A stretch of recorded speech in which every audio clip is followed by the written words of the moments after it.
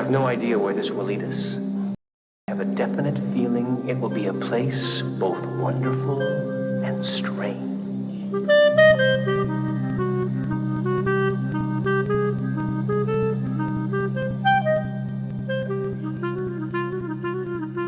Hello, and welcome to the laid-back episode of the wonderful and strange Twin Peaks Logcast. I'm Kalil, and with me today is the trusty lawnmower to my determined old man. No, I was thinking, after you gave that intro, I was thinking of giving some ASMR, but I don't know what lawnmower ASMR sounds like. I think it's like the sound of the lawnmower outside, like the distant, reassuring sounds of the lawnmower outside. Maybe some crinkling grass. Does grass crinkle? I'm the Unplugged Professor. Today we're talking about The Straight Story from 1999. You know, when I think of 1999, I think of the Y2K, and I think of The Straight Story. And by that I mean I don't think about The Straight Story. I forget this movie exists sometimes. And Okay. that's on me. When I think of David Lynch movies, I think of, okay, well, there was The Lost Highway, and then it goes to Mulholland Drive, and then it goes to Inland Empire. And I forget that there's just this, G-rated Disney movie in the midst of this. I'm sorry, Kalil, but knowing you and knowing media you enjoy, even the amount of Disney you marathon, I don't think that this is a film for you. I don't think that this is at any point, like in any portion of your radar whatsoever. No, No. not at all. So why are we reviewing it today, or looking into it, or dealing with it on our journey with David Lynch? See, because this movie is so different from what you would normally expect from David Lynch, maybe it's the outlier that proves some points. Maybe there's things to glean from this movie that'll help us give insight. And you do not know how important The Straight Story might be for the return. You don't know. It's basically a retelling. Yeah, the part where Kyle MacLachlan turns into a lawnmower. Spoilers. You can't know about that. Content warnings also. Kind of. So with these David Lynch movies, there's a lot of dark theming happening. This one is G-rated. So even when there's things brought up that might be sensitive, it's done in a very family-friendly way. That being said, there is some subject matter that might be something you don't want to hear about. Maybe you've had a past experience with it or someone you know. So there is some talking here about PTSD, war trauma. There is some stuff in here with a teen pregnancy. Mm-hmm. Appears to be an unplanned pregnancy. Mm-hmm. And there's some stuff here with some family fighting. You think of anything else? Someone who had their kids taken away from them. There's also, if you don't really like the sight of dead animals. Yeah, there's a very minor scene with a dead deer, yeah. So Still a dead body. Yeah, well, I mean, we've seen stilt meat deers on stage. Yep. From Lynch before. This is relatively tame. Again, all of this is within the context of a G-rated movie. I think it'd be like PG by today's standards, but Yes. this is the most family-friendly not Disney. This is the most family-friendly David Lynch movie. This, we shall say, is the most family-friendly, bring them all to the theater, all together, now, Disney film. I don't know. Better than, say, the story of toys. Or the What voice are you doing right now? Hunchback from the cathedral. Notre Dame. Oh, man. I would say Notre Dame. That's why it always throws me off when you're saying Notre Dame. Anyway, so there's the potential we might get him some spoilery stuff. Obviously, for the movie, we're going to spoil the whole dang thing. Normally, we like to mix up the order, but this one's probably going to be following the movie order pretty closely. Likely. Because it's a linear journey. Yes. So we are going to go through the movie pretty linearly. We also may or may not mention spoilers for Twin Peaks, including Fire Walk with Me, The Secret Diary of Laura Palmer. We might also get into potentially other David Lynch movies and short films that he made prior to The Straight Story. Trivia sources for this particular episode come from IMDb, Wikipedia, the Disney Wiki, Texas Public Radio, and RogerEbert.com. Didn't want to go for Goomba Stomp this time? No Goomba Stomp This this does not time. remind you of Silent Hill? This does not remind me of Silent Hill in any particular way. As you mentioned before, this is not necessarily my kind of movie. I do think it is perfectly fine. When I first watched this years ago, I think I judged it a little bit unfairly because I was coming off the high of watching all these David Lynch films for the first time. I got to The Straight Story with a lot of expectations because I was liking the rest of what I was seeing. And I think as a result of it, I was looking for the kind of atmosphere and mood and themes and writing that just are not part of The Straight Story. It's not that kind of movie. Yeah. So I formerly had given it like a 2 out of 5, 4 out of 10. I think that's harsh. I don't think it's a badly made film. I think it's a well-made film. I think it's got a lot of good production value, a lot of good acting. I think the soundtrack's really well made. I think the shots are good, etc., etc. I just find it boring. I think the story that's being told here is interesting for like a little bit, but I don't think it sustains my interest for an hour and 50 minutes. I know it doesn't sustain my interest. I find it a little hard to really keep with it. And a lot of the life advice, while good, I think it's often good advice, it feels kind of hackneyed to me. Okay. It's very like G. Willikers' inspirational music cue as soon as someone says something vaguely wise, and I just kind of end up rolling my eyes at it. It's just not my kind of thing. It's my least favorite David Lynch film, but I'd still give it like a 5 out of 10. Even the worst David Lynch film to me is not bad. Very well. I just don't think it's above average. What did you think, Professor who is unplugged? Did this movie plug you in? I don't know if that sounds sexual or what that is. Like there's hardly any usage of electricity throughout this entire feature. Electricity. This film overall is one of the more cozier films that I've seen in a while, but mostly because I myself had grown up inside the Midwest area. I've grown up inside like farm-like areas, and there's a very heavily like small town feel that is felt throughout this film, if you will. Even with some of the characters, which I find very not common, if you will. Like, I know this is one of those tales in which, like, they're retelling the story of this one person, etc., etc. But still, following the adventures of this older war veteran man as he's trying to seek out his older brother. This is something that I could see sitting down with my whole family and watching, and maybe my family is just more so noticing through it and just through a conversation that's happening over the holiday. It'll be a nice, cozy film. Now, if you were to go in alone, I don't know what demographic you look for on this, unless, like, Disney is really trying to push for, like, the mid-70s war veteran. Yeah, I think Disney hit most of the other markets already by that point. You know, I think they were just looking for those 70-year-olds. Pretty big demographic. But yes, I would say that for the overall cozy nature, for the familiar points, especially whenever it came to some of the atmospheric shots, that's just sort of let myself sort of like put myself down just to like look at it and just enjoy it for the overall scope. I think that there's a good balance between cinematography and score through it, especially in different Lynch ways where, say, for example, you're getting a good idea of like the world around you as opposed towards the very silent moments inside of the Ace Hardware as they're trying to push this very strange, janky comedy. I went away enjoying it generally. I don't know how to deal with it with numbers as you do, if you will, because this is such a different like movie than I have like inside of my repertoire to judge against other films. I find it difficult myself. This feels like a movie that might come after like the Andy Griffith Show that I might see at my grandparents' house. And the question I would try to pose to you, you know, to pin you down wriggling to the wall, would be to ask you whether or not you like watching this more than Blue Velvet. I know the first time you watched it, you weren't sure how to answer that question when I asked you. I don't know how to answer this question. Yeah. Because, again, I'm going in for, like, different things because I know at that point. Blue Velvet, you weren't really a huge fan of by the end of it. Here's the thing. This movie, rather, it's not going to be something that I'm going to sit down and watch. But if it's inside the background, it's pleasant to have in the background while I'm doing things. I don't know if Blue Velvet, I can say the same for that. I feel like I have to put some more attention to it, and then it sort of like grabs me. But at the same time, if I'm not enjoying what I'm looking at as much, then what is the better case? I guess it's the difference between like a nice calm spoon of vanilla pudding and taking a bite into a very hot, spicy calzone. What? You know? Excuse you? You might have like a very pleasant, calm experience with the vanilla pudding, you know? But it's not comparable to the spicy calzone. Only way for this metaphor to fit with I just said, with Although what I also just the said, calzone is that you would have to spoon feed me the pudding I'll as spoon I'm feed you doing the pudding. as I'm doing other tasks. Yeah, but the calzone you got to eat yourself. Also, it's a blue calzone. It's made out of velvet.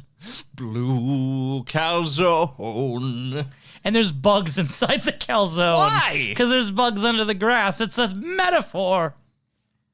And the pudding's made out of lawnmowers? I think you've lost the plot, friends. I think you've lost the plot. I think for me, a major element at play is that I typically am less interested in the films that Lynch did not write or did not work on the screenplay for. Okay. So for Elephant Man and for Dune, they were adapted screenplays. Lost Highway was as well, but I feel like it was more of a cooperative effort with the author. Very well. This one, straight up, David Lynch was not involved in the screenplay, and it's the only film he's made where he wasn't involved in the screenplay. Okay. His long-term collaborator, Mary Sweeney, was involved in the screenplay, so there was someone close to Lynch who kind of knew his sensibilities involved. He later married her for a year. So, you know, they knew each other, I guess. But he wasn't specifically. And for that reason, I don't think it feels like it was written by Lynch. It doesn't feel like it was written by David Lynch. Maybe it feels directed by him at points, but not really his style of dialogue or his style of scenarios. I think that there's elements of it, say, for example, the first dialogue within about probably the first 5 or 10 minutes of the film, especially say, for example, if we were to compare it with some very choice opening words and dialogue from something like, putting up an example of Blue Velvet again. But I do think that the majority of it does not feel as entwined. But then again, what is David Lynch film? Is it enough to say that one that shows some director fingerprints on it is that, or is it going to be something in which is as invested as David Lynch can be and submerge his face into it? Because that's a weird standard to put to, especially with other directors, because not many people direct and put themselves into something as David Lynch. Yeah, no, David Lynch is one of the most hands-on and immersive, and really ever since Dune, it's felt that way. I think Eraserhead was such a personal project that it was bleeding his influence. I think Blue Velvet was also kind of a similar boat. When you get to things like Wild at Heart and Lost Highway, there's more of a middle ground because he's working with other author. Yeah. But I think, Mulholland Drive, Inland Empire, Eraserhead, those are pretty purely Lynch. What's weird is that people use the term Lynchian to describe a lot of things. I think it's often overused. But it's oftentimes used to describe very weird or out of the ordinary kinds of storylines that are very dreamy or dark. And Twin Peaks is oftentimes considered, very Lynchian. When Lynch was obviously the director of the pilot, he was, co-creator of the first episode, he was not there the majority of the episodes. There can still be an argument, say, for example, an area of influence that's to be able to he set the propel tone from forward. The beginning. He set the tone with Frost, but it's always been Frost at least equally. I think that the biggest part of it is just more so potentially unintentional marketing of his overall person. And to be fair, Twin Peaks was such a huge height of popularity that it brought David Lynch's name out there more. So make no mistake, it makes sense why people associate Lynch's name with Twin Peaks, but even then, how Lynchian is Twin Peaks when he is not the main writer or director for the entire series? I remember tabulating it, and it's you look at people like Harley Payton, or Leslie Linka Glotter, and their involvement of the series, or again, Mark Frost or Robert Engels, and how much they were involved in the show, and yet Lynch gets the majority of the hype from Twin Peaks, which doesn't feel fully fair to me. Anyway, back to the straight story. We're not talking about the Twin Peaky story. We're talking about the straight. This is the Twin Peaks Logcast. We should be talking about Twin Peaks. There's no chevron. There's only straight and narrow lines of the highway. Anyway, this movie's based on a true story. It is based on the real-life story of Alvin Straight, who lived from 1920 to 1996. He lived 3 years after he took the journey originally, and then passed away a few years before this film was made. But not too long after. It was still relatively recent. The actor who played Alvin Straight, Richard Farnsworth, was the exact same age that Alvin Straight was at the time of shooting. So, that's interesting. They managed to get someone born in 1920 to play the guy who's born in 1920. Seems appropriate.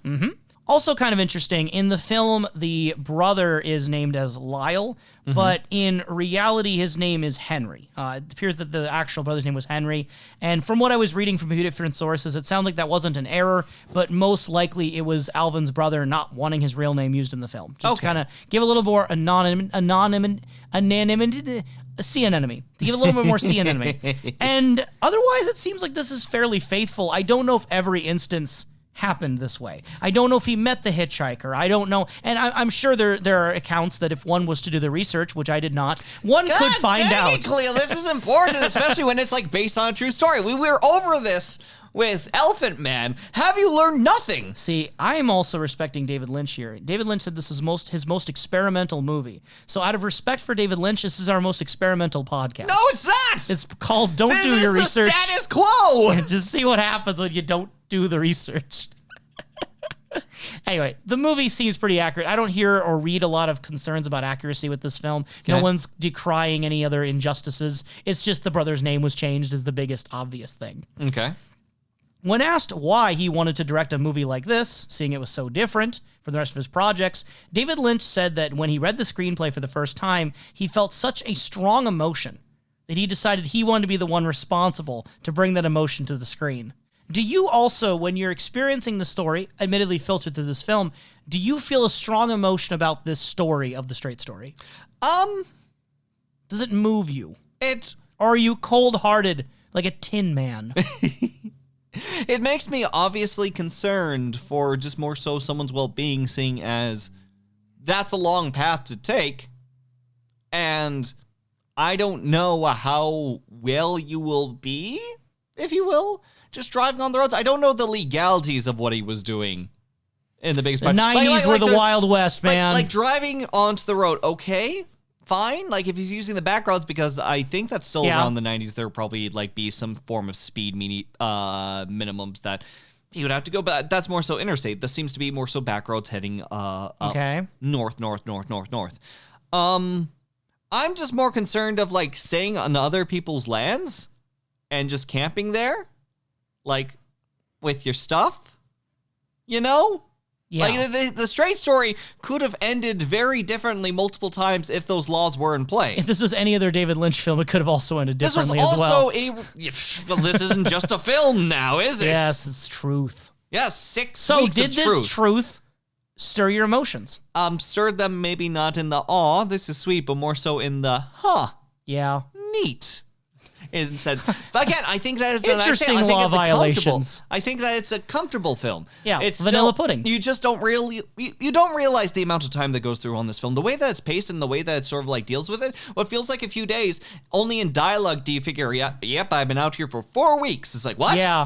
Excuse me? Yeah, he's been camping every day out in the middle of nowhere and people's property. He doesn't drive out at night, so that means yes, it's been a constant. And it seems that unless there's just something untold, he's never been caught. Yeah. He can't catch him. He's too fast on that lawnmower. He's the fiercest trespasser Where was the the scene? Midwest has ever known. There should have been a scene in the movie where the cops tried to chase him, but he's too fast on the lawnmower. This is a little side note, and I'm not going to call this a spoiler, but it is a contextual element. I don't know. This does go into future things a little bit, but bear with me. As of this podcast being made in 2022. Hi. It's 2022. Right now, we're recording on the 2nd of March. This would remain the final film David Lynch would direct that began production as a feature film. Because the other 2 movies that he made after this, Mulholland Drive and Inland Empire, began as not movies. Yeah. What does that mean? So Mulholland Drive was originally going to be a television pilot. Oh. Yeah, for a show to ABC. Oh. Yeah, we'll get to that later. Fine. And then Inland Empire was originally just a collection of things that David Lynch shot. What do you mean a collection of things? He just shot some stuff with a digital camera and then made it into a movie. Pretty well documented. That's actually the process. He was like over in Poland and he was making some mixed media stuff. He was just going. And then he like fused in rabbits with it. And it's Inland Empire is not a normal movie. Okay. Even by like David Lynch standards, Inland Empire is not a normal movie. I love it. I adore it. I cherish it. It is the butterscotch pudding. Why do you say it like that? Because it is. The butterscotch The pudding. butterscotch pudding. Yes. Anyway, so it's kind of weird. This is the last David Lynch film that was meant to be a movie. I don't know how you want to take that, but I don't know how to take that. everything else started off as something else. And by everything else, I mean 2 more. He really hasn't made that many movies in the 2000s. Okay. He's made 2. And then if you count The Return as a movie, you could do that, I guess. We are in that right now, going into the 2nd decade. We're in the 20s right now. Yeah. Kalil, so. Yeah. Production-wise, this film was actually shot along the real route taken by Alvin Strait. And the scenes are all shot in chronological order. Okay. So this was very literally a linear journey from Iowa to Wisconsin, shot in the order in the actual route that was taken. I imagine that almost just for the sake of simplicity, it had to be. Mm-hmm. Not just because, like, transporting a whole entire, like, lawnmower and cargo to different points inside the Midwest, I don't see, like, a purpose of, like, trying to go, like, in different locations multiple times. I also think for, like, the crew involved, it might have been a good way to get in the mindset, the actual experience, especially for, like, the main actor. Yeah. Literally going the same route. I mean, obviously probably skipping along here and there, not driving tractor, lawnmower speed. Yeah, you could almost say that somewhat of the feel of the film does actually kind of shift as like time goes on, especially with how they're handling dialogue. So I can see that. Also, just kind of a random thing, but it might be interesting to a few listeners out there. Yeah. Chris Farley was going to originally be in this movie with his brothers, but then Chris Farley sadly passed away in 1997 before he could get the chance. I don't know much about Chris Farley, but I know he was kind of a prominent figure at that time when he passed. So it was a pretty big deal. If it's going to be Chris Farley and his brothers, I would imagine, if I could think of the portion of the role, if it hasn't already been announced, probably the mechanics. Later in the movie? Yeah. That's what I was thinking, too, from the little bit I know. Yeah, just from what I've seen of Chris Farley in the past and just the more so comedic nature that they have. In my research, I did not find a for sure answer to that question. Farewell? And you know, listeners, I do my research. Sure. Thoroughly. Sure. Butterscotch pudding. Stop. This is also the only David Lynch film to be given a G rating. Pretty obviously, the other ones have not qualified for that. Yeah. Writing for Texas Public Radio, Nathan Cohn explains in an article, quote, "Just over 2 decades ago, the Cannes Film Festival audience was stunned by a title card on screen at the premiere of one high-profile movie. Quote, Walt Disney Pictures presents a film by David Lynch. Lynch's previous 2 films had been Lost Highway, a dark neo-noir, and Fire Walk With Me, a prequel to Twin Peaks that trafficked in violent and bizarre imagery. When that title card came up, the whole audience laughed," remembered screenwriter John Roach recently during a phone interview. Okay. So they're just sitting in the Cannes Film Festival, and they just see Walt Disney Pictures presents a film by David Lynch, and everybody starts laughing. Okay. And this was by one of the screenwriters here. So this was the source that authenticated that. I don't know when they say the whole audience laughed. I don't know if it was like a little chuckle, or if it was like I'm thinking a chuckle, like Joker or level laughs. I don't know. I think it might be a chuckle. I think it might even just be memory emphasizing things. Just because I don't even imagine that just sort of like just generally happening. I think that it might be like mildly humorous. I could hear some like little murmurs. I don't know. I don't know how big it was. You know, a lot of times with film memories, you know, there's that classic story of the train going toward the screen and everyone supposedly freaked out about the train was going to run them over, and it seems like that seems pretty exaggerated too. I don't know. Maybe this is the metaphorical train, you know, for David Lynch is the straight story at Cannes Film Festival. As with many David Lynch releases, by the way, there on many DVD copies of this, there are no chapter markers because David Lynch wants his films to be viewed as a whole. So generally, Lynch, when he gets the choice, over time has pushed for not having chapter markers to go between sections of the film because it's supposed to be one complete, continuous experience. So is a book, but it has chapters. Yep. Well, no, I mean, a book you're not necessarily supposed to do in one sitting all the time. Not everyone thinks you should read a book in one sitting. Whereas David Lynch would say you should watch the movie in one sitting. We're not watching The Return in one sitting. We are not doing that, Kalil. That's the only true way to watch it, though, Professor. No, we are not going to do 18 hours. I need sleep. I mean, it would be very funny to like get a good amount of sleep and then just marathon 18 hours of The Return. I don't get what your sense of humor is. A lot of people actually do that. That's cool. I'm happy for them. I'm glad for them. But like, them. imagine going in, not having seen any of The Return, and then you just watch all 18 in a row. That would just change your life. Would it? Yes. Would it? I mean, yes. I don't think it would. People binge watch shows all the time. I think they binge watch it, and I think that that's great. I tried binging like Harry Potter, but I can even tell audience members right now, I haven't seen almost all of Harry Potter, mostly because I was KO'd on donuts that day. It was amazing. Don't eat the donuts. It was so good, though. To be fair, if you're going to binge watch Twin Peaks, I feel like donuts are probably an essential. They are. I'll pass out halfway through it, and we'll never see The Return. The coffee will keep you awake. All of the caffeine we're going to inject into your veins directly.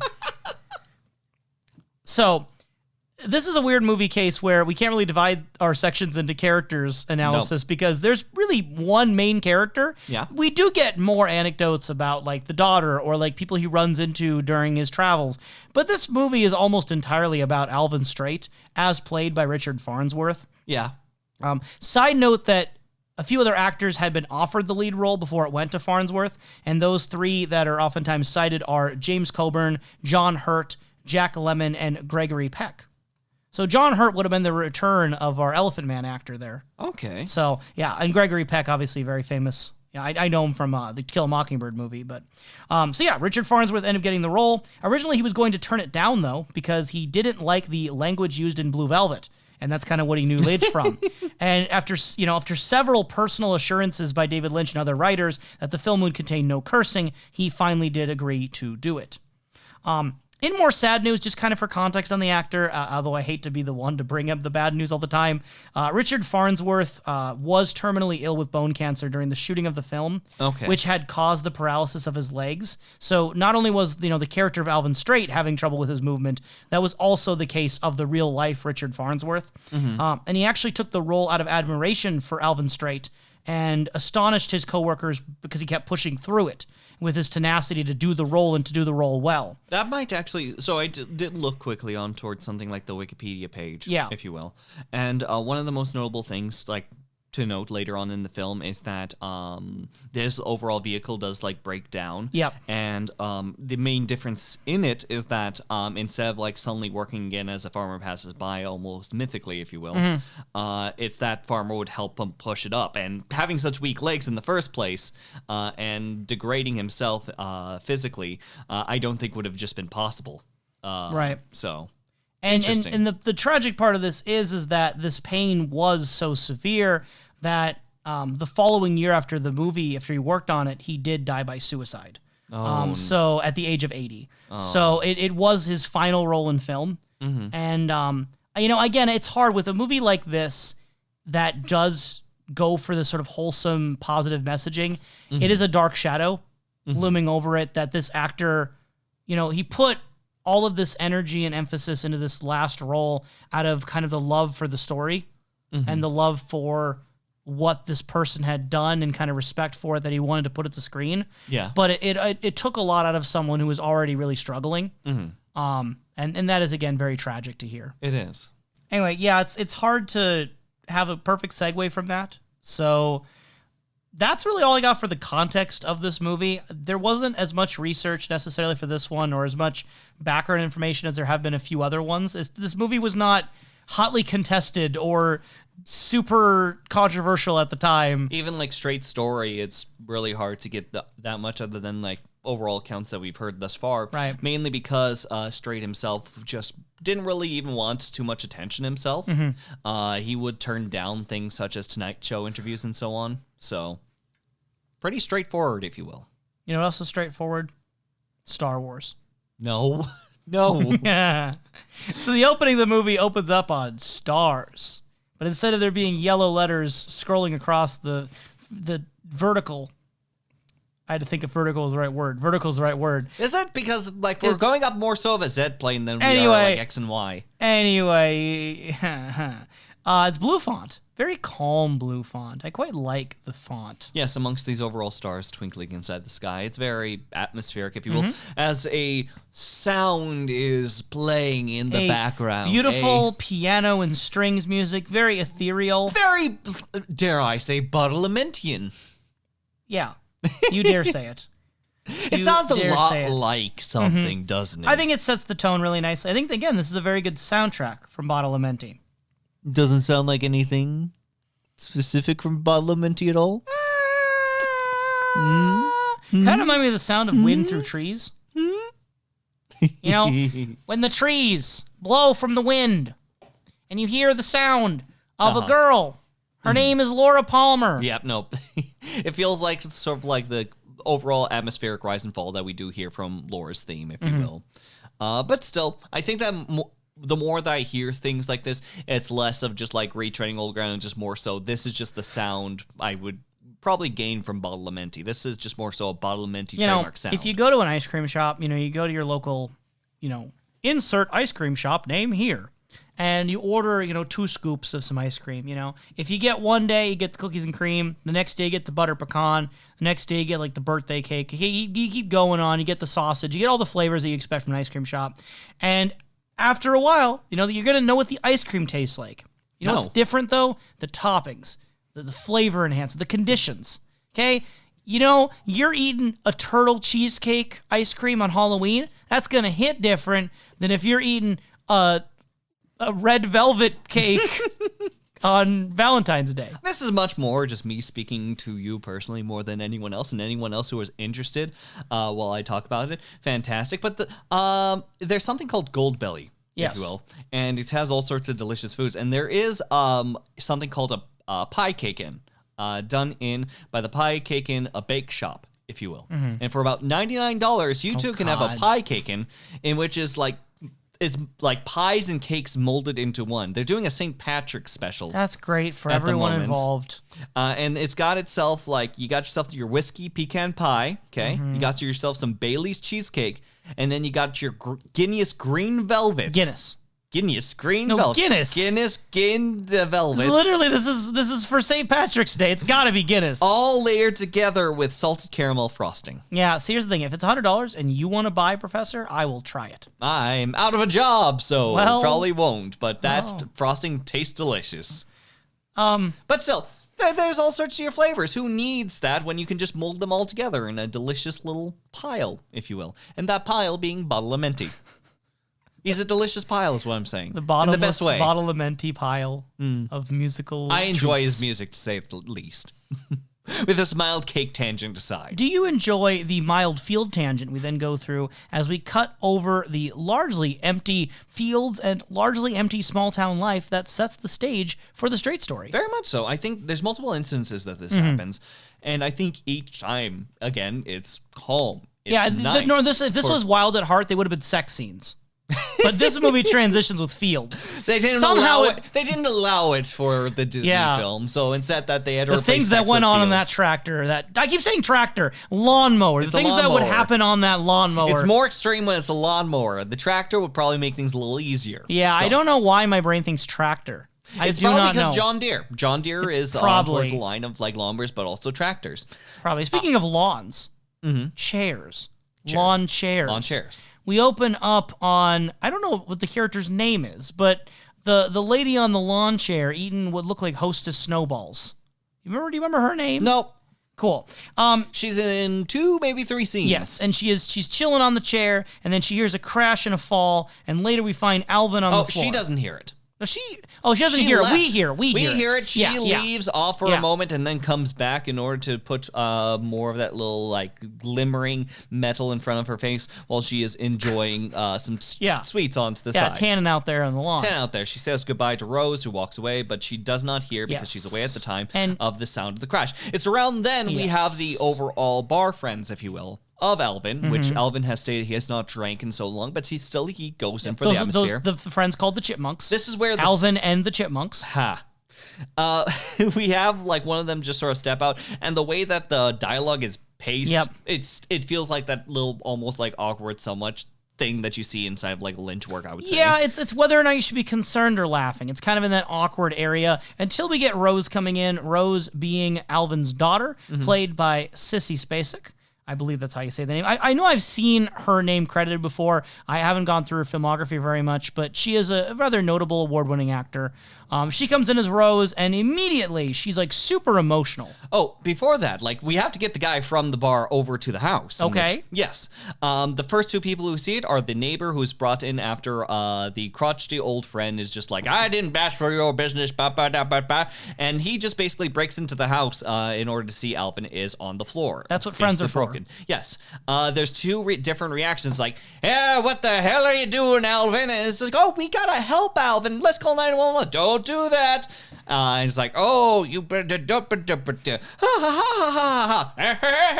and to break up this dialogue, then yes, Rose does come in, who is wondering, amongst all this panic, what the hell did you do to my dad? Yeah, He's what on the did ground. you You're do? looking down. Yeah. You're doing nothing about this. And at first, like, I was kind of taken aback because I forgot much of the movie, and I was like, ooh, that seemed like a really over-the-top, line delivery, seemed kind of dramatic. But then as we get to know Rose, like, no, that's fitting of her character, what we established with her. Yes. But at the time, I was just caught off guard, like, by how dramatic that was. Also, the camera movement, like, really zoomed in on her reaction as being dramatic.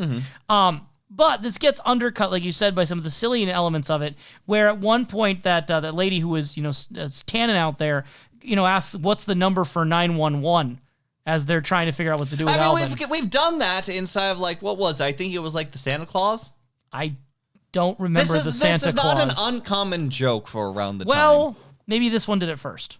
We don't know. We haven't done research. There was no kid to say, that's easy. It's 911.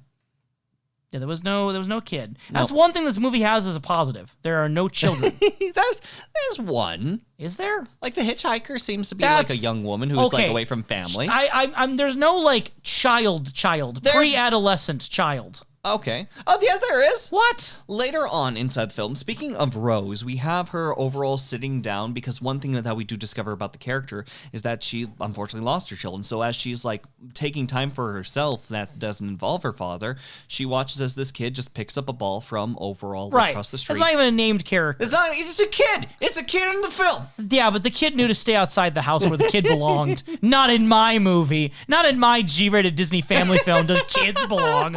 It's a 70-year-old territory only. And Alvin doesn't want to go to the hospital. He very emphatically is just refusing, but he does promise his daughter to do so and ends up going there. And when we actually get to the hospital, I was really struck by like the use of the natural lighting. Yeah. I don't understand it because any hospital I've been to, it's like clearly lit inside. You've probably been in larger hospitals though. This is like a single floor. You'll walk up a ramp in order to get inside. Most buildings, I guess at least in my lifetime, you go inside them, they're not lit through like natural lighting. Let alone a hospital where, like, again, usually the environment has that sort of sterile feel. This just has, like, a darkness to it, but not like an evil darkness, but just, like, it's not fully lit. How close to, like, the smell? What's the smallest town you've been in? Very small. I don't know exact population size, but I have been to very, very small towns, Professor. When you have you ever been to, like, a single-floor hospital before? I've been to towns that don't have hospitals. I don't think I've been in a town that had a hospital that's really small. This is probably just one of those cases, then. I'd say that. Have you been in one of those? I have been once. Was it lit? Was it lit? I was a very, very small child around then. I do not trust my memory. This is why we don't let small children into our films, because they didn't pay attention to lighting choices. That kid out in the dark when he was rolling the ball, he probably didn't even know it was dark outside. He was a dumb little kid. Regardless, it's a very different sort of like look to it, but it still adds to somewhat of the grainy feel of it. It feels like it is cut off, if you will, from what we experience from the outside, if you will. Something that's very nice, bright, shiny, while inside of here, it feels very closed in. It feels very I think that would have been stronger if it would have been the artificial lighting of like a hospital. I don't really care for the look of this particular section of the film. Very well. I wasn't a huge fan of that. The doctor recommends that he starts using a walker, and he's like, nope, no walker. He's like, well, you should do some tests or x-rays. What's a walker? I don't know. Either way, he doesn't want it. No, instead, like, he opts in for 2 canes. It's not a walker, he's going for 2 canes. Not 2 cans. That'd be a bird. Nope, it's 2 canes. I know how to pronounce things, yes. Kalil. Okay, I don't. I say walker. And the doctor, tells him like, hey man, you got to make some changes soon or things going to go bad real fast. And then Alvin just kind of looks at him with the moist eyes. And then later, Alvin comes home, he lies to his daughter, and he says like, yep, to 100. Doctor said I'll live to be 100. And he watches this lightning storm that happens at night with his daughter. And we get this sort of rising music as she goes to the phone, or as my notes say, goes to the found. I don't know what that means, the foundry? And that's where we learn that the character of Uncle Lyle, his brother, had a stroke. Yes. And at that time, Alvin doesn't say anything. He's kind of just frozen in place, staring ahead straight, like a story, like a straight story. Like a straight story, like an Alvin story. Later, Alvin, announces, basically it's like his next line after that moment. He announces that he is going to be hitting the road and he needs to see Uncle Lyle. Yes. And the daughter objects, hey, Uncle Lyle's like 300 miles away. Yeah, no, there are specifically like about 4 reasons why he can't go out there. It's because his eyes are bad, Lyle lives in Wisconsin, your hips are bad, and makes sounds like, and you're 73 years old. Yeah. Like, very valid reasons for not going on a large trekking adventure. No, those are all completely valid reasons, and if I knew the person, I would tell them don't do the same. I would do it for the same reasons I would say don't do it. And also, I don't think they even mentioned the fact until way later, unless I just missed it. But I don't think they even mention at this point, they just doesn't have a driver's license. No, they do. They do? Okay, I just missed it then. But in all the flurry of all the reasons he didn't go, I don't remember that one being brought up right away. Yeah, it's because of his bad eyesight. That's why his eyes are bad, because he can't pass a driver's test in order to get a driver's license. Well, good thing you don't need that for a lawnmower. Nope, it's very hard to come at something very quickly with a lawnmower, which makes sense, but also still concerned for having this man on the road on the for 6 literal weeks. road. Yeah. Also, the daughter goes to get some food for him during his long travels. The Braunschweiger, I hope I'm saying that A correctly. lot of food, including the Braunschweiger, of weird like focus and attention onto it. Another thing in which I think is like a David Lynch dice. This felt the most Lynchian scene to me. Yeah, it's because it's the 50s music in the store too. Yep. It's that sort of upbeat 50s music in the store while she's buying the sausage, and it's a very awkward conversation. Yeah, because it's like the cashier is just kind of seeing all this sausage. She's insinuating that there's going to be a party. Rose she's is like, just like, party. Oh, I love you having a parties. party? You're I'm having a party. Yeah, it's a great time. It's like, no, you're having the party because you have this. No, my dad. He's just like, he's on a big trip or something like that. It's like, I hate Brunswiker. And then they both make a face. They both make a weird, icky face at each other. And this is also after the cashier hears he's going to Wisconsin. He's like, I hear that's a real party state. It seemed, that's which is a line that is said more than once in this movie. Yep, it's a big how party Wisconsin state. is a party state. Yep. Listener, if you've been to Wisconsin or are even a cheesehead yourself, let us know if it really is a real party state. I could talk over at the email snakeeyedreams@gmail.com or the Twitter handle snakeeyedreams1. The numeral 1 is in, it's been one while since I was the one to do this. I think usually Professor's been the one plugging our info recently. I felt the words were alien upon my lips as I said them. There's just been an absent amount of time. I'm the one advertising the podcast out here. I'm just trying to get the word out here. You know what's also we're trying to get out there more? The grabber. Because this was in the movie for a little bit. They made a big deal about getting this grabber. Again, I think the biggest point is that it's a slow-paced scene in which there's no extra music or anything. It's just entirely dialogue-led. and the Ace Hardware store employee just going, oh, geez, Alvin, Alvin. That's a nice grabber, you know. Those are hard to come by. Oh, geez, Alvin, oh. I'll take it for $5. 10. Yes. So this is something in which they put so much attention on the grabber. I think what it does is that it implies overall Alvin's more so nature of bartering, if you will. He does use the grabber to pick up some wood for his fire at one point. Yep. But because we don't see every single night of those 4 weeks, we don't know how much he's using the grabber for things. Yeah. It's just kind of a thing that's introduced and shown a couple times, and then we move on from it. I do like these little scenes, though, at the stores. They feel the most Lynchian, even if Lynch wasn't the writer. Yeah. Just because of the pacing. Yes. They may not be in the script, but the pacing of it feels kind of like Lynch's pacing. Mm-hmm. And yeah, when the daughter learns that Alvin is going to drive a riding lawnmower to Wisconsin, she at first argues against it. But Alvin's excellent counterpoint, is that he's got to see Lyle and he's got to make his journey on his own. And he's like, do you understand? And she's like, yeah, I guess I understand. The very vague sense, yes. It seems that he's got to make his journey on his own, which, spoiler alert, somewhat seems to pay off, at least in the narrative, if you will, for the sake of just showing what lengths he's willing to go to. The movie could have the tone that this is a stubborn man whose stubbornness has forced him into risky decisions. Everyone is saying that too throughout the film. But it kind of feels like the film is saying, nah, Alvin was right.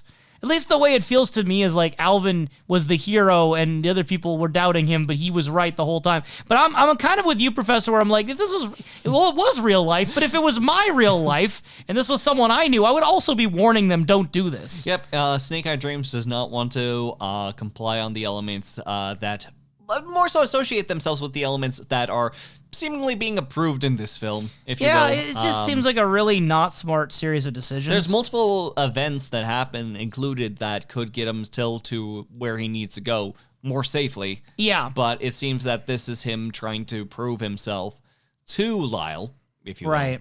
Or to himself.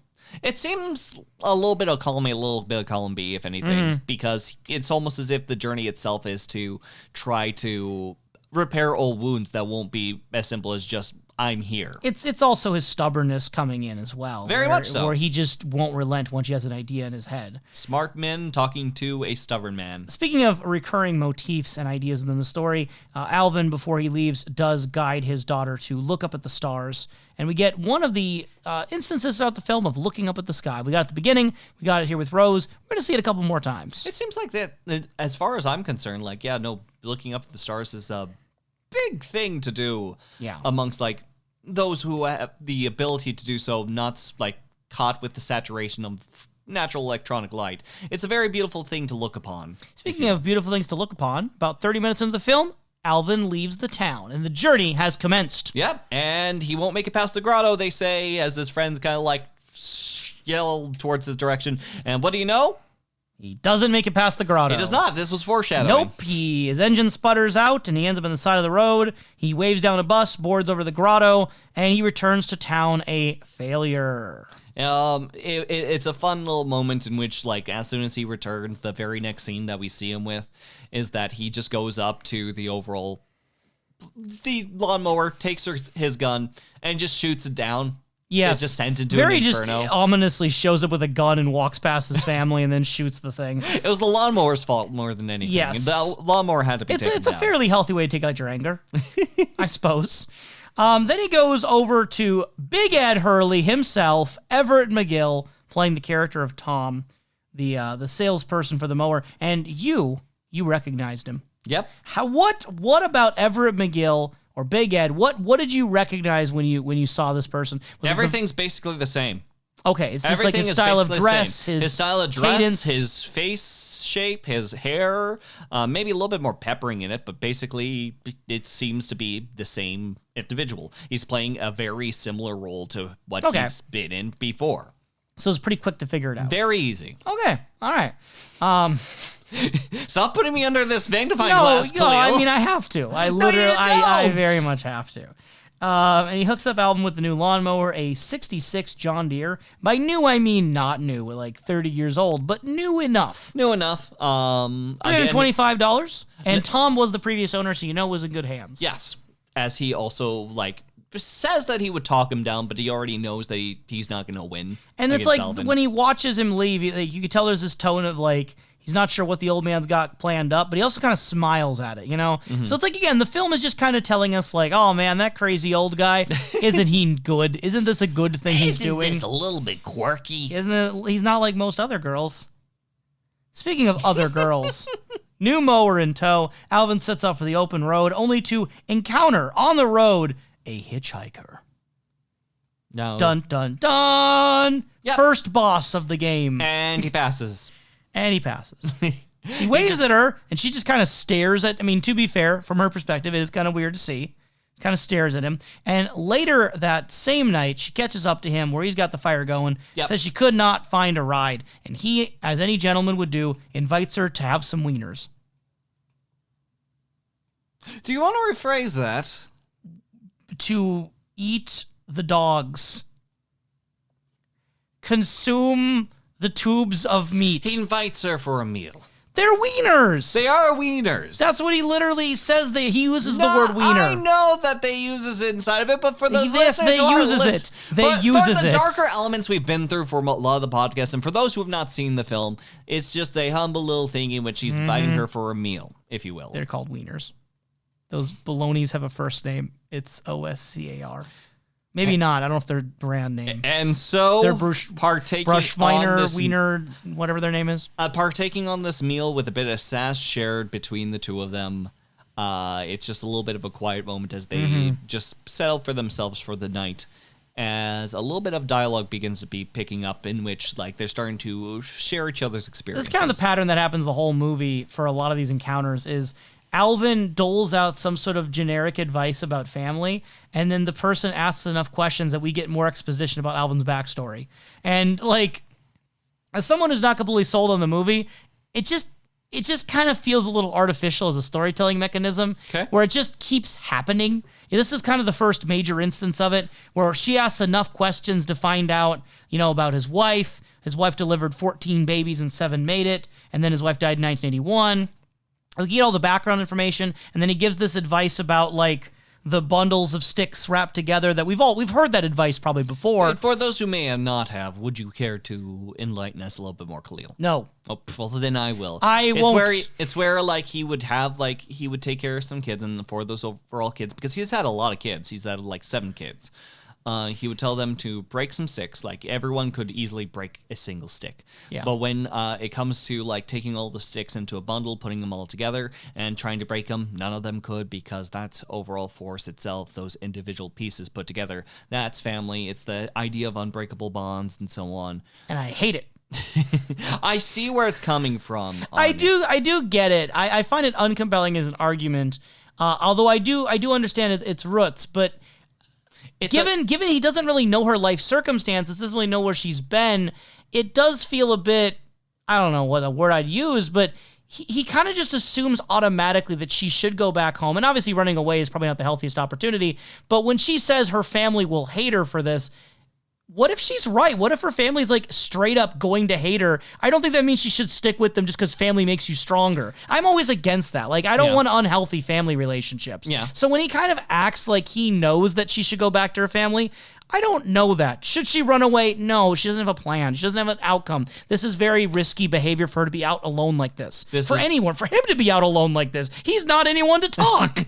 But it's still an overall situation where, for one, I think it's adding towards a narrative shorthand of like the wise old man, and also just a way to just show that he might have more to think about, seeing as he's had this very heavy personal history with himself. It's something in which is trying to give more information out for Melvin, but also on the same respects. Again, I do agree with you. We don't know this person's personal life, and these sort of situations can be heavily muddled with the means of what dangers can lie with certain family dynamics. I don't think that Lynch has ever shied away from that multiple times either. No.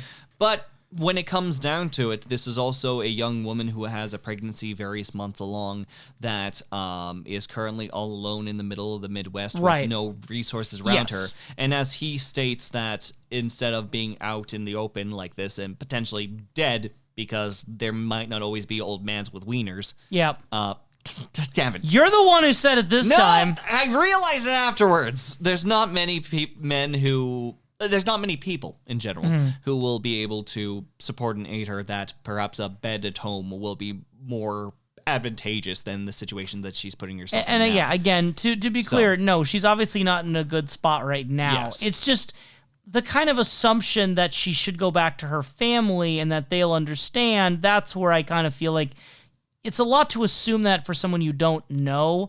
And I guess the way that I most like the scene, to put a positive on it, is if you read it in regards to this is Alvin self-reflecting. That it's not necessarily advice he's giving to her so much as advice he tells himself, because he's about to go reunite with his brother who he hasn't seen in who knows how many years. So when he's giving this whole speech about, the unbreakable bonds of family, this is coming from a guy who's on his way to go try to repair one of those bonds that has been broken. So I don't think it's entirely disingenuous, because he is literally on this trek to try to do something similar himself. Yes. He isn't telling her go return to family idly. He knows what it's like to have family and what it's like to be without them for years. He doesn't want to see her lose her family connections the way that maybe he lost his brother connection. Yeah. Overall, what did you think of the hitchhiker section of the movie?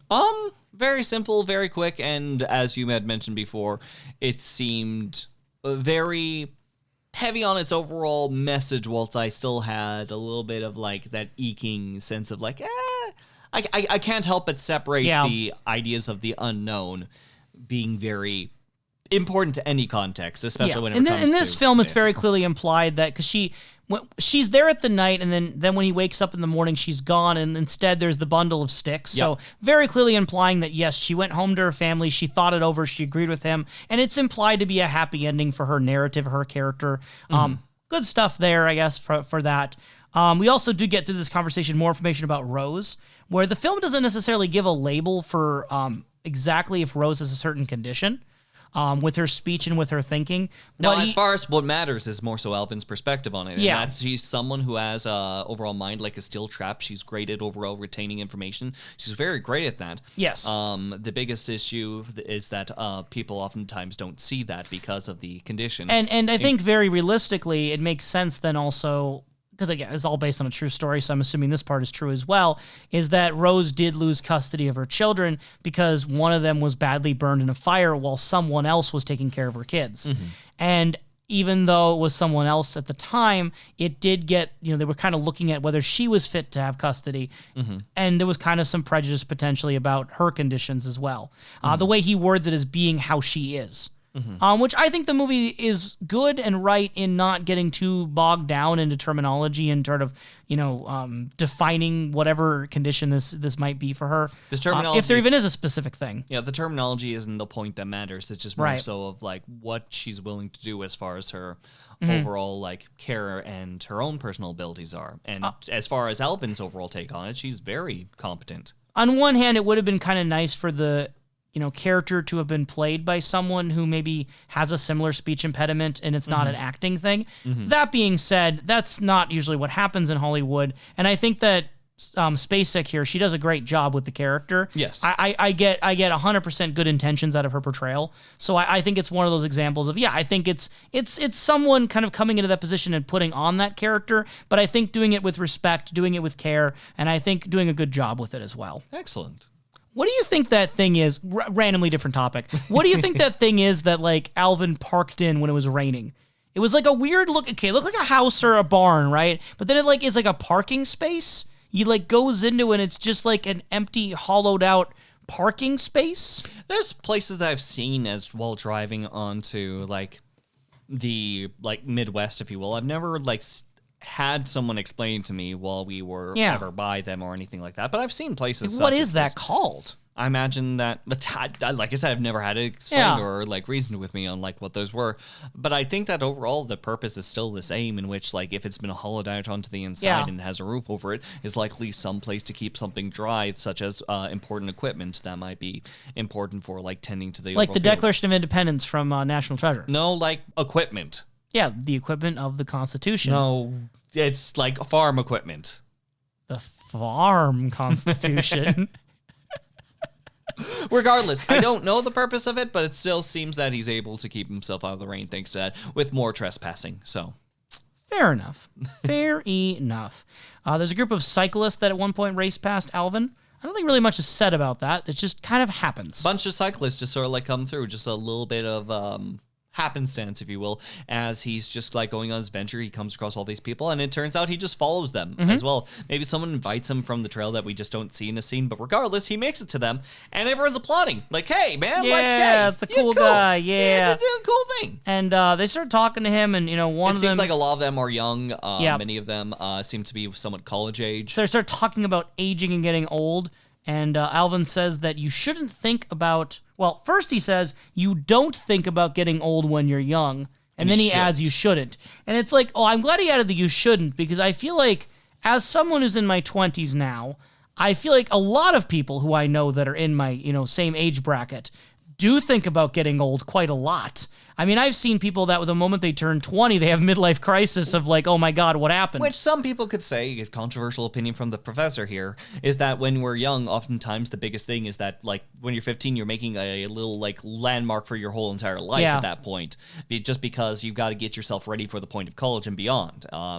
Meanwhile, like there still has to be a portion where you're actually living while you're actually being young. Yeah. That's very, very important, I think. I feel like it's very common for people to think about getting older when they're younger in this current generation of people who are in their 20s now. Yes. I don't know if that was the cultural climate in the 1990s.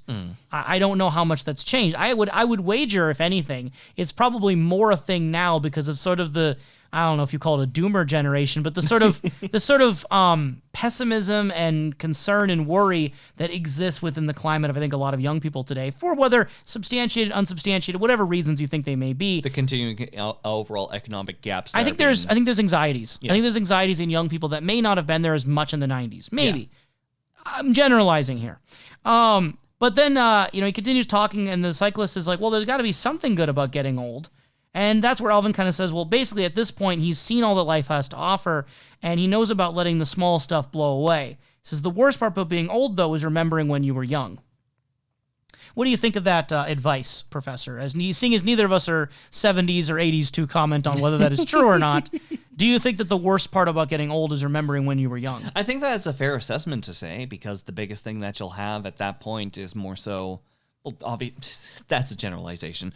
These are all generalizations. A very big affect of when you have made yourself a history is that you have made so much be left behind that when you are starting to degrade in your years and you're starting to overall understand your overall mortality, well, like, because you're ever getting closer towards the end of it, that reflection is going to just be a big thing. Right. I would only imagine.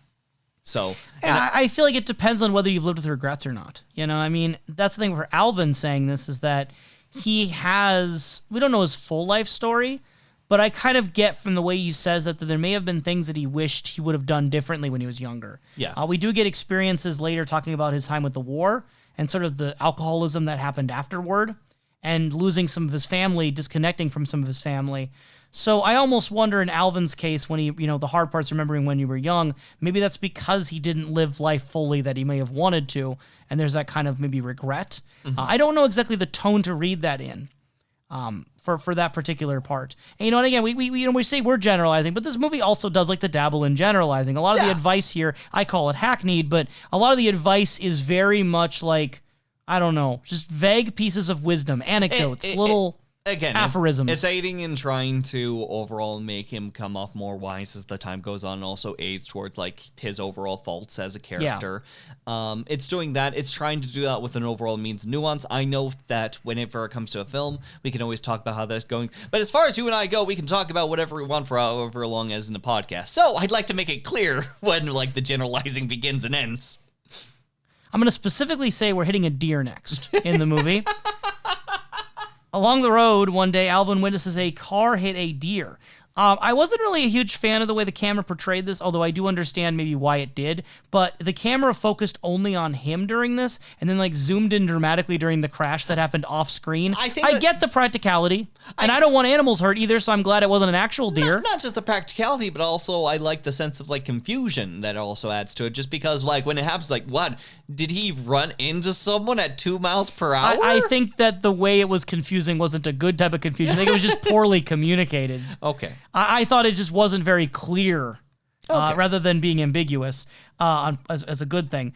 But anyway, Alvin stops his lawnmower and asks if he can help her, the driver. And we get probably the weirdest part of the entire movie through this conversation where this person goes off on a tangent about how no one can help her. And she's like borderline screaming and yelling at this in the middle of the road with this deer there. Mm-hmm. She said she's tried driving with her lights on, tried sounding her horn, tried screaming out the window or banging on the side of the door or playing Public Enemy real loud. Okay, I like the Public Enemy joke.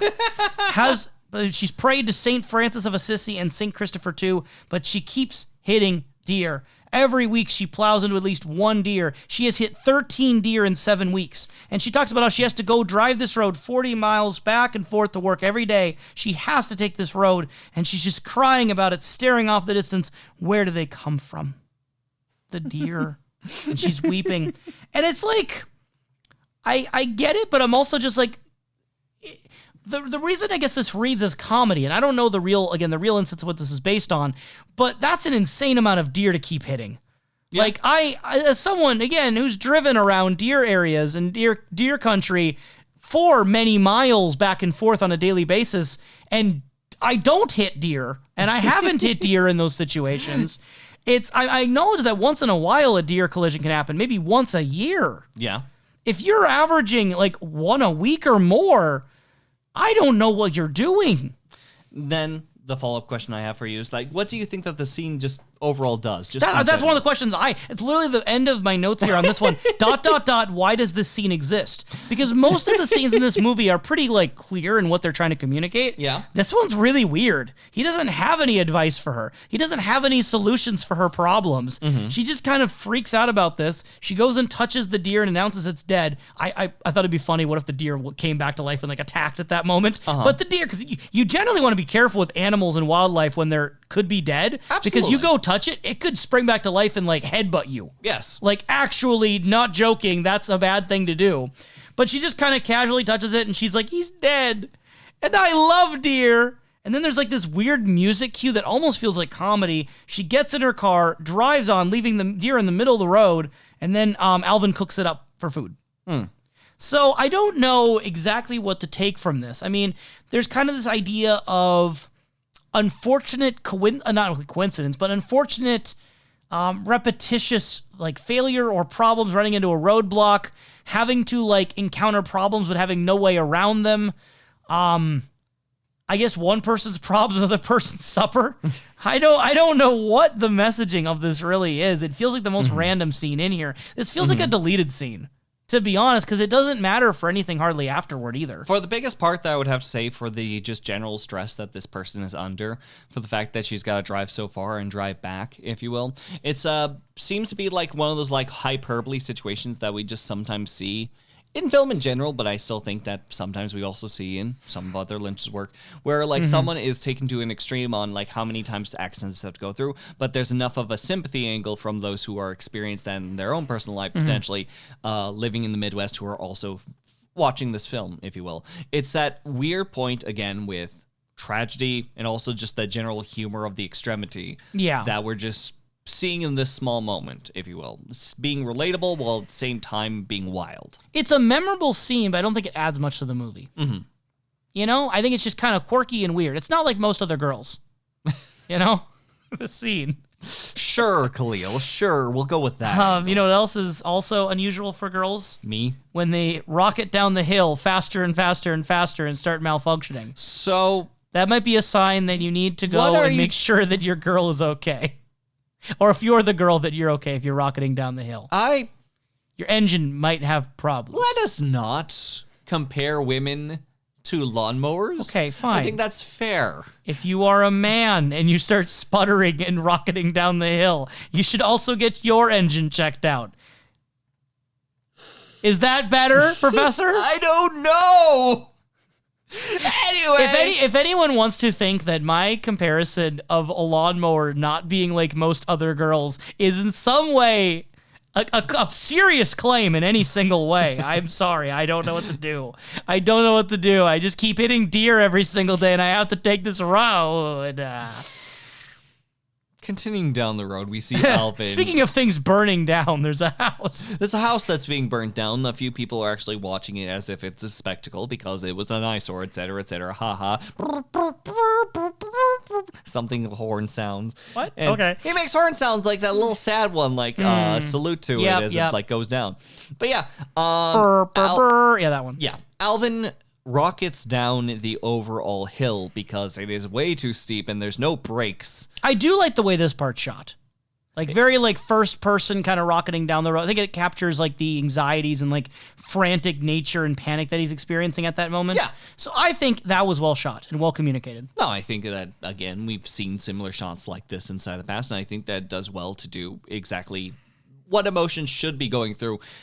In this case that you are on a lawnmower with over like probably 100 pounds of equipment right behind you because it's wood, it's metal, and it's also tires. Yeah, you're also 80 years old. Yep. Hey, excuse me, mid-70s. Mid-70s years old. And you are going downhill, and this is not good.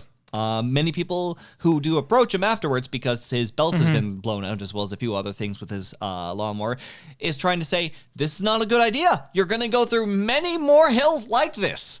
It's okay, though. It's okay, though. He was right, so it doesn't matter. This guy who happens to be over there worked for John Deere for 30 years. So he happens to find someone who just very conveniently can help him with this sort of problem. But he says he won't be going anywhere tonight, with this situation. And this is where we again find out that he's been driving for 5 weeks at this point. I really didn't like the rapid fade out to black, by the way, that ended this scene. It was kind of a weird edit that I thought felt kind of rushed, kind of sloppy. I don't always like some of the scene changes and endings and edits I've noticed in this movie and Wild at Heart a little bit. Okay. Lost Highway, I had no transition problems. I don't know what the difference was, but this one kind of has that issue again for me. We get a few more scenes of his day and night. He calls his daughter Rose, asks for her to send him his Social Security check. They estimate that's going to cost around $250 to get the lawnmower fixed. And the man there, right, he offers to drive him the rest of the way. He says that he would be fine helping him go the rest of the way, but Alvin says he has to finish this one his own way. Okay.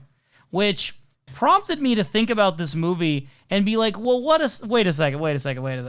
Like, what if Alvin got there his stubborn way, and then he got there and, like, his brother died? And the only reason he didn't get to see him is because he went on the lawnmower. And I'm like, that's kind of the situation that this is, though, right? He's already spent 5 weeks and he still has more hilly areas to go, which are going to be harder to get through. Yep. He could break down more often, delaying it further. He kind of needed to be there for his brother right away. He's going to be there like 2 months later. And it's just, I don't know. I was thinking about this, like how different this movie's tone would be if he got there and it's like, yeah, you're about 3 weeks late. But thankfully that's not the case. Nope. But this is where, again, I kind of go back to like, let the man drive you. You've made your point. You've gone this far. Alvin, I know you're supposed to be inspirational right now, but you've gone this far. He's too busy trying to make sure that his Social Security checks can be mailed to him so he can afford to take the rest of this journey. I think it's interesting because it is based on a real story and because it does have the ending that happened in real life, is that it is obviously treated as a positive thing that he took the lawnmower. It's the inspirational, cool story. Yeah. But it's also just like, this could have gone badly for him or for the other person. But that's every single inspirational story, Kalil. Yeah, like, all sorts of things could have been. Air Bud could have gone totally differently. It could have gone totally differently, but to be completely honest, like there's all sorts of inspiring tales that are supposed to inspire people and get them ready for their own adventures, because we don't want too many adventure stories in which everyone fails at the end and then they're told, okay, don't follow your dreams or think that you have to do what you have to do, because at the end of the day, you might die on the road. That's rarely ever This is why I don't like those kinds of stories very much, probably, is because my cynical side is just over here being like, this is a series of poor decisions. Poor decisions that happen to work out. Yes. But like, he should have taken the offer to get a drive over there. The money it cost him to repair the lawnmower, he could have paid the person to drive him and it would have been fine. But he had to prove himself. But he had to prove himself. Again, the stubbornness would be a sin if it wasn't a positive trait here. Like, it would be his vice. But instead, they do treat it as a virtue almost. But it's like a vice, and it ties him to his overall goals. Like, he's ready to go. That kind of, yeah.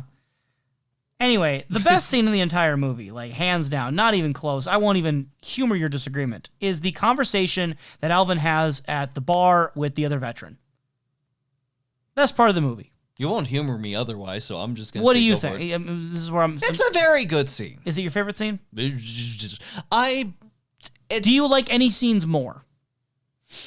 This scene does, for me personally, being someone who is not a war veteran, who has not seen war himself, that this scene is very similar towards the other scenes, if you will. But the biggest part about it that emphasizes it above those other emotional scenes is that this is the most emotional that we get out of Alvin. I don't think it tries to wrap it up with an easy resolution. It doesn't. And it doesn't feel as random as the deer one. So it feels real, but not like flinching away from that realness. So this is kind of the one that I have the most respect for and I think has the most like meaning to it for me. Yes. I also am not a veteran. I also have not gone to war.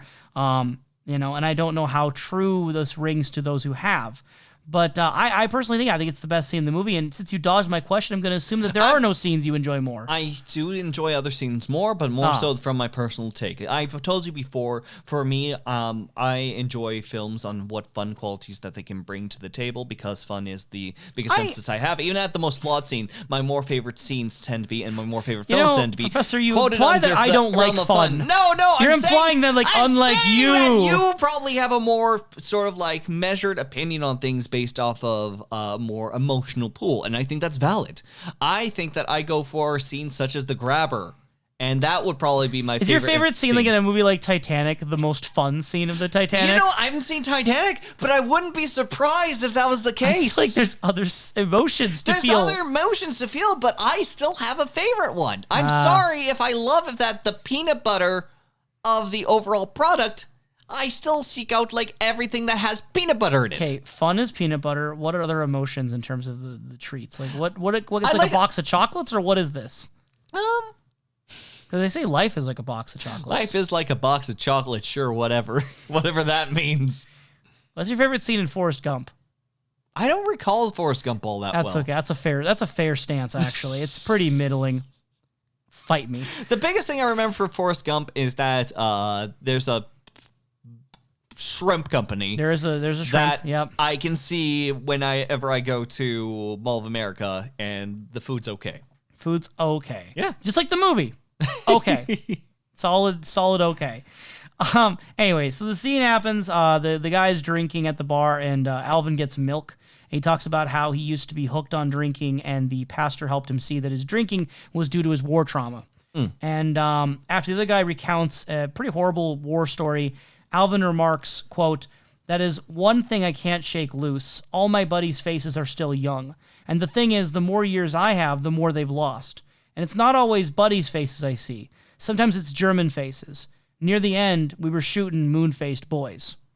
And Alvin goes on to explain kind of the story about how he had been growing up how to learn how to shoot to hunt, but then when he got to the war, he was apparently a very good shot, and he was put as a sniper out in the front lines.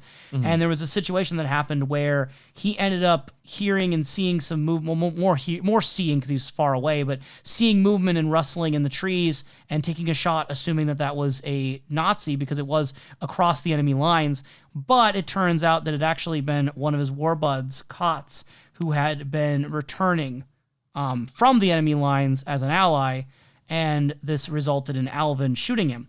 And for everyone else who was kind of there afterward hearing about this, they assumed that Kotz had been shot down by a German sniper over enemy territory, and Alvin alone knew that he had in fact been the one to shoot him, and kind of carried that guilt alone because he couldn't really tell anyone that. He couldn't say anything. Again, I find that to be much more emotionally affecting as a situation, and much more real and much more raw and much more serious than a lot of the things that are said in this movie, where there is no easy answer to that sort of problem. Like, what do you say to that? There was no thing to say. It's just two people kind of commiserating, and there's a part in there early on where they talk about how you can see it in someone's eyes or face if they've been through the war. And I think it's really telling, though, that Alvin says that, and the other guy just kind of nods, like, knowingly, like he could probably tell it in Alvin. So it's just kind of this, they can communicate it just by the way they look at each other, but they don't have the words really to resolve those feelings. There is no resolving it. I find that quite compelling. For a movie that otherwise I don't find that compelling. I think this is just a rare moment that I was like, oh, that's some interesting stuff there. It's heavily compelling because we're getting into the very deepest nature of at least the character of Alvin Strait. Yeah, I think it does a good job elevating elements of his psyche too, and kind of where that shows where his drinking came from. We can start filling in the blanks about his stubbornness, his kind of emotional reclusiveness, how he might have gotten strained with his brother. A lot of things start to fall into place with conversations like that. And then, like some of them, like I said, kind of feel like we're getting to point A to point B using exposition. Like character shows up, Alvin gives advice, and then we find more information about Alvin through their questioning. This one just feels a bit different, I guess, because it doesn't feel like it's just trying to get from point A to point B in the exposition narrative. I think it more smoothly and more naturally gives us information about his character without it just feeling like an exposition dump. At least for me. It seems like a natural place to have a conversation with, especially whenever it comes to someone you can relate with immediately. I really didn't care for a lot of the rest of his time in this sort of town. I don't know if the town name is ever said, but this town where he his lawnmower broken down and was getting repaired. There's not much time that's really spent beyond it. Eventually, there's a point where there are the two brother mechanics. We get the twins. Yep. And they repair it. They have some overall bantery dialogue, and that's when Alvin barters things down. And the inspirational music kicks in, and Alvin is like, a brother is still a brother, and I'm just like, shut up. I get it, Alvin, I get it. This is when Kalil actually is inside the film to yell at them for this exact reason. Yes, I show up. It's awful. And then they eventually he sets out again. He goes to this sort of cemetery area around the south side of maybe a monastery or like a church or something. And he's over there eating again without permission, just kind of chilling out there. And the priest shows up, and Alvin's like, "Hey, I hope you don't mind me trespassing." The guy's like, "Nah, it's fine. You picked a pretty good spot to trespass." And they start talking, and the priest finds out he's here to see Lloyd Strait. It turns out he actually knows Lloyd, says he went to his parish. Alvin's like, but he's a Baptist. And he's like, yep, he told me that. He told me a lot of things. He didn't mention having a brother, though. Yep. At which point, we get more information. Alvin says that neither one of them would have said they had a brother for quite some time. They grew up close together on a farm in Moorhead, Minnesota as brothers. They'd sleep outdoors in the summer, talk about the stars, places they wanted to go, etc. And he said, quote, "It made our trials seem smaller. We pretty much talked each other through growing up. But as time went on, this became more of a Cain and Abel situation, as Alvin himself and killed his brother with a rock. Yeah, you can't just say the Cain and Abel thing to a priest. You're just admitting to murder, Alvin. But he says, anger, vanity, you mix that together with liquor, and you've got two brothers who haven't spoken in 10 years. Whatever it was that made me and Lyle so mad, it doesn't matter anymore. I want to make peace. I want to sit with him, look at the stars like we used to do so long ago. I just want to bring up again, as we are getting ever closer to the very end of this film, and especially post-cemetery dinner, post the overall conversation of war, post this person who's having issues, especially with her teenage pregnancy. This is still under the banner of Disney. Yes. This is, I don't know how many Disney films that behave like this, if you will. This feels very different. It does. It really does. And I don't watch a lot of the live-action family films of Disney, but most of them are marketed more toward kids. Mm-hmm. This film does not allow kids to exist. It has one child in the darkness playing alone silently, and that's all there is. This, for the most part, is not targeted at kids. I still think that there's like a family target for this. There's a family target, but I also think as a kid I would have hated this. I would have been born out of my mind. As they were playing like a Greek the film. god, I would have birthed myself out of my own brain. Out of just boredom. But no, I would have hated this because it wouldn't have had anything I'm interested in. And it doesn't have usually any of the hooks that you would keep a kid interested. The kid would be like, I'd be over there drawing crayon on the walls by this point. And as far as I'm concerned, this is one of those films in which I can see coming out every like year or so, if you will, in inspirational stories. Someone kind of goes through a very hard trial and tribulations. Is based on a true story. And again, it's something that you either A, bring the family to, or B, put in the background while family is around. And if someone does get that kind of value out of this movie, like, all the power to them, that's great. It's kind of a unique tradition to watch it every year. If it helps you out, cool. I just don't get any of that out of the movie, so it's kind of hard for me to fully empathize, even if I'm like, yeah, man, that's good that you have that connection with this movie. And there's not a lot of outright bad messaging in this movie either. It's generally pretty wholesome, neutral stuff. I don't have any, major gripes. It's not a bad message by any means. It just doesn't work for me. And I'm only interested in me. Clearly. We're at the end of the movie. And the best part, because it's over soon. It is a pretty good part, though. It's a really good part. It's where we eventually get towards the end of the road. It's almost there. Like, we stop by a bar for a bit for Alvin to have his first drink in so long. A Miller's Light. Miller's Light. And it's the only drink that he'll really need in this overall encounter. What do you think of his decision to get a Miller's Light before seeing his brother? Something... the King of Beers, Heineken. Just in general, like, he has a drink. What do you think of his choice to have a drink before seeing his brother again? I think that it's a personal reward for himself and almost like an end of personal forgiveness for himself. Perhaps so. So, I think it's just for him. If you will, a lot of this is for him. So the real Miller's Light were the friends he made along the way. No. Oh, never mind. Absolutely not. Not at all. He gets directions to Lyle's place. He eventually gets there after being redirected and slowly traveling there. Yep. In a sequence that felt way too long to me. I just wanted him to get to the brother's place. And not because of, like, I was on the edge of my seat wanting to see what happens. I'm just like, all right, it's an hour and 45 minutes into this movie. Let's get going. Let's go. Yeah, but he gets stopped. He ends up being stuck there for a bit. There's someone who passes by, talks to him, is like, hey, why don't you try the engine again? He tries it again. Or goes back on. Yeah, I find a lot of this stuff doesn't really add to the film for me. It's just padding. It's doing, like, what's happened in the film. And to be completely honest, like, there is a moment inside of it that aids in the tenseness if you don't know the story as is, in which, like, does he get, like, far enough? Like, is this truly the end of the road? That's fair. But yeah. We eventually do actually get there, and the scene itself is complex, and I think it's pretty good. Lyle, the brother, is played by Harry Dean Stanton, who we have seen previously in Fire Walk With Me and Wild at Heart. And while this is a very small part of the film, it's only a few minutes long, I do think that maybe Harry Dean Stanton gives the best performance in the whole movie.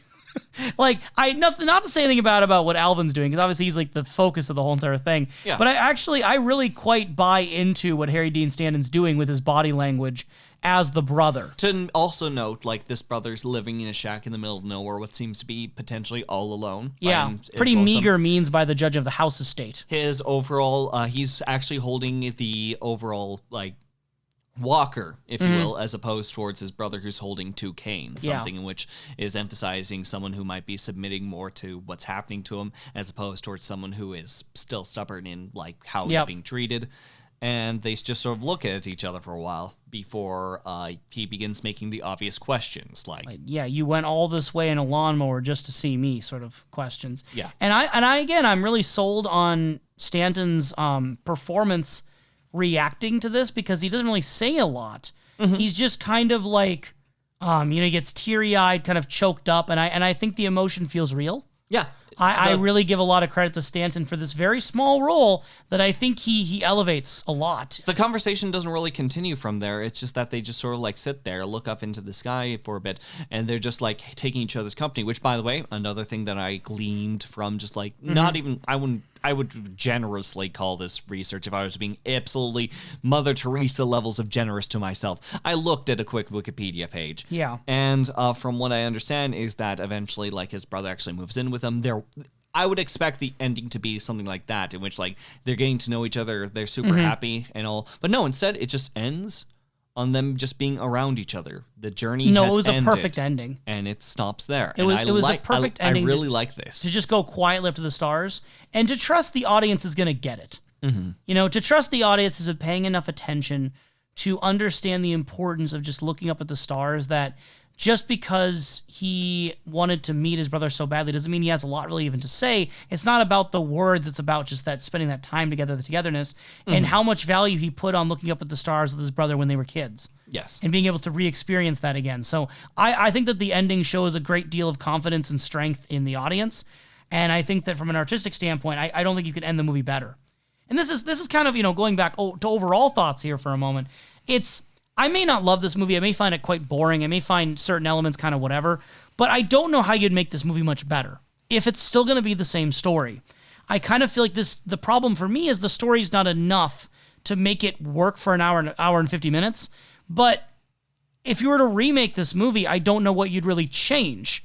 I think that the performances, the execution on most of these things here are very good. It's just not my kind of movie. Yes. But I do think it is very well. And again, it's the perfect way to end this film. Is there anything you would change about this movie? Not really. I think that as far as a substance of a film of just like letting a person take his own personal journey, it seems like a lot of the overall steps just made sense. If anything, there might be just like filler moments that I'd either shorten or work on or just completely cut, say, for example, the deer moment. Yeah. But beyond that, no, I think it does everything what this type of film would ever try to do. And it does it. Good job. Yeah, a couple quick shout-outs. Angelo Badalamenti score. Like I said, I really think it's... Quick shout to the score. Not Angelo Badalamenti who made the score, just the score itself. Good job there, score. Good job. You series of notes. You did it. You made it. Good job, Angelo Badalamenti. I think it's good. Got some beautiful strings. Very like wistful but hopeful kind of vibes. Yeah. I like the soundtrack a lot. I think it's of the Badalamenti soundtracks, I could see myself listening to this one like just on its own. Yes. But I don't like always how it's used in the film to kind of fill in these inspirational moments with inspirational music. But that's not against the score itself. I think that it's just the using of it. That's already like something done in any work in general. We've seen moments of that, not necessarily inspirational, but the inquiry music being used at inquiry points through something like, say, for example, Twin Peaks. It's just a common... Yeah, it's a common thing. It depends on whether I find it egregious or not. I think in this film, it's a little egregious at some points for me. Okay. But it's also, I'm more likely to object to it when it comes to that sort of inspirational music. I also really hate it with sad music. Whenever a movie like has a sad moment and then the piano starts coming in, I'm like rolling my eyes. So there's certain things I'm more adverse to. Audrey steps into a room and Audrey's theme starts playing. I don't mind that necessarily. But that's because Twin Peaks is doing something a little different there. But no, I think the soundtrack on its own, very, very good. Maybe one of Badalamenti's best. Okay. My opinion. And then also Freddie Francis's cinematography. The vast landscapes, the sky shots, the star shots. Yeah. I think it looks very good. I agree. Those are probably the two things from the aesthetic standpoint that I'm most most pleased with. It's one of those like overall scopes and shots that you would see that is making an emphasis for the place. That you could almost see it as an advertisement for the Midwest, if you will. Very similar to how some places like, say, for example, for one random reason or another, Oregon might advertise itself, if you will, maybe slightly exaggerating certain elements, but more so emphasizing the beauties of nature that can come from it all. Similarly, there's a very animated response to this movie from the box office, and by that I mean not at all. This movie made $6 million in North America on a $10 million budget. It was not a financial success. I don't know if I'd call it like a total failure, because when you factor in other places, it broke even probably. Yeah. But it was not a big win, the same way that Lost Highway was not a big win, the same way that I don't think Fire Walk With Me was a big win. There's been a lot of movies that haven't made Lynch a lot of money. Yeah. He's not really making the bank. Nope. And critically, it's been all over the place. We've talked about with different films. This one has been generally liked by audiences, but it was a quieter release in the year 1999. For context, 1999 was the year that Star Wars Episode 1, The Phantom Menace came out. It's also the year that The Sixth Sense came out, Toy Story 2, The Matrix, Tarzan, and The Mummy. Now, obviously, every year's got their big releases, but if you're making a family film and you're trying to compete in that particular year with other movies you might take a family to go to, good luck. And your target audience is 70-year-old war veterans. Good luck. Yeah. So it was not a very easy movie to market, probably. And I don't think Disney necessarily marketed it the clearest. No. With it being on Disney Plus, I think more people have kind of rediscovered it, or people are kind of looking back on it, and it does generally get good reviews. Okay. It was the highest user-rated Disney movie on IMDb until 2020 when Hamilton came on. But prior to Hamilton, it was the highest reviewed movie on Disney Plus. Okay. So, which is, again, kind of remarkable, highest user-rated Disney movie, which is kind of remarkable considering what Disney has. Yeah. Disney has all of their animated films. That's crazy. Entertainment Weekly described the film as a, quote, celestial piece of Americana. I mean, it is celestial. There are stars. I agree with that wordplay that is happening there. It is American. There are stars. Chicago Tribune wrote of the film, quote, we see something American studios usually don't give us. The simple, unsentimentalized beauty of the rural American Midwestern landscape. I think it is pretty sentimentalized. I wouldn't call this movie unsentimental. But it is beautiful rural American Midwestern landscape. Agree, Chicago. I agree. You agree. You agree with Chicago. On the review aggregator website Rotten Tomatoes, the film has an approval rating of 95%, based on 103 reviews, with an average rating of 8.17 out of 10. The website's critical consensus reads, quote, with strong performances and director David Lynch at the helm, the straight story steers past sentimental byways on its ambling journey across the American heartland. It is sentimental. Stop telling me it's not. First Chicago, and now Tomato. You're literally going through like a series of reviews. I'm sorry, but for each individual review, they will likely say very similar things about it. Because let's just face it, there's a lot that's not really offensive as far as this film goes. It is sentimental, though. It is very sentimental, yes, but it's not as if like everyone as a council gets together from all timelines and says, all right, here's what we're going to say about the film. To personally annoy you, Kalil. It feels like they have. It feels like they really have. No, I think that's just how you're researching it. So why don't we go ahead and go to a place where you might not see any sort of those words? Why don't we go see Ebert, huh? Why don't we go see Ebert? Because I know that you want to talk about Ebert, because you even said at the beginning of this that you wanted to bring up Ebert again for some reason. Every time Ebert, let's go. I was going to mention Metacritic first. No, we're going Ebert. Metacritic, the film has a score of 86 out of 100 based on 30. They also say something sentimental, don't they? No, it just says indicating universal acclaim. Cool. Probably sentimental. Nice. Roger Ebert. Thank you. What do you think he gave the film? Give me a prediction. What do you think he gave this movie? What?